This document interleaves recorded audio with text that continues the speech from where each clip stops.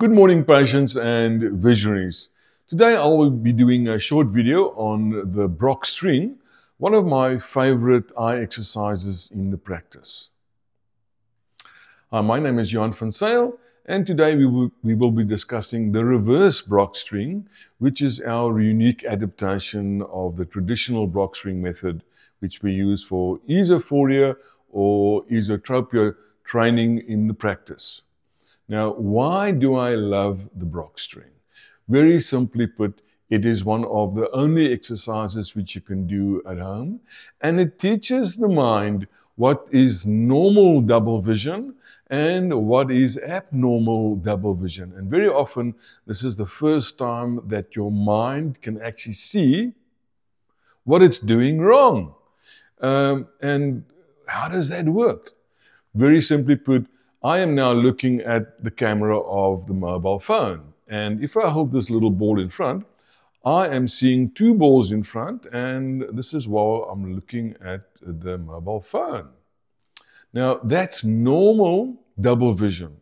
What happens if you have a binocular vision dysfunction problem, a BVD problem? Your brain actually is tremendously good to suppress double vision because, as I said, it's just the thing that you are looking at which is single in your whole world. Everything else is actually double. Now, if something happens where the two eyes don't work properly together, the brain simply thinks it's not doing its work. And say, for example, you're squinting like that, it most often will just cut the vision off from the one eye without you even realizing it. Now, this is the essence where we start with the Brock string. We need to train the mind what is normal double vision and what is abnormal double vision. Now, let's have a quick chat about the traditional Brock string. And traditionally, you have beads on a rope. Now, in my practice, we prefer actually to have just a rope like this. And when I tell my patients how to do the exercise, I tell them you don't want any distortion or visual field interference in front here. You always remember, by the way, that distortion and visual fields interference is the enemies of your eyes working together. So when we start with our binocular vision training, we always look for an area where the two eyes want to work together, and we try and expand that area. Now, when we do a Brock string, we instruct our patients to take, if you are right-handed, you take the string in your left hand, you put it in between your thumb and your middle finger, over your index finger, hold the hand as close as possible to your chest and underneath your nose. You want to have a situation where you actually, it feels or it looks like the rope is growing out from underneath the nose. So you don't want any interference here in front. You don't want any distortion here, especially if you have a squinty eyes which are turning inwards, an esophoria or an esotropia. So this area here in front, that must be as clean as possible, if I can say like that. And then you start off with the traditional method of the Brock string. As I said, we have our own variation, and our variation involves that you hold the string literally just like this, slightly at an upward angle. And what is the normal response? The normal response would be that you're looking at your thumb, and your thumb should be slightly higher than your nose, so at a slight upward angle, and you should be seeing two ropes that become one. Now, the right eye is the left rope, and the left eye is the right rope. Now, this is normal double vision. So if you have, if you're looking at the target, your thumb, you should see two ropes. That is normal double vision. What is abnormal double vision? What is a binocular vision disorder? If you are only seeing one rope, that's it. If the ropes are not crossing at your thumb, they're doing this or crossing in front, that's also an abnormal response. or alternatively, if the one rope is got like patches missing. And why is this happening? So for the first time, very often, your brain can see how much energy is required from both eyes, those eye muscles, how much energy is required to actually point them at the right spot. So it needs to balance the energy output to each muscle to try and get the eyes to align and look straight at the thumb, whilst at the same time, the sensory system has to make sure that each eye is switched on. Now, most often, if you have developed a binocular vision disorder, you find that the brain doesn't know this.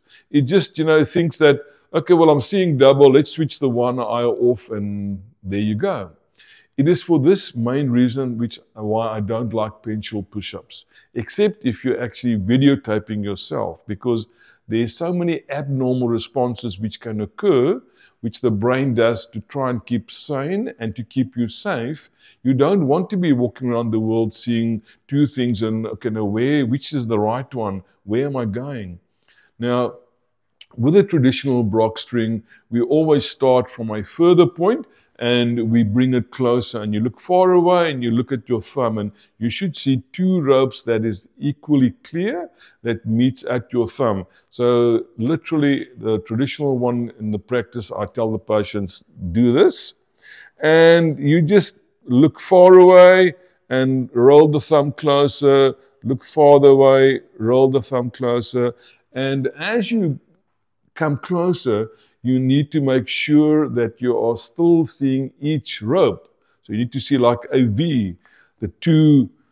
As your thumb becomes closer, you're going to find that the angle also becomes greater as well. Now, we do the traditional Brock string in our practice without the beads, of course, our own method. Mostly for convergence insufficiency, to assist patients to also then improve their binocular vision.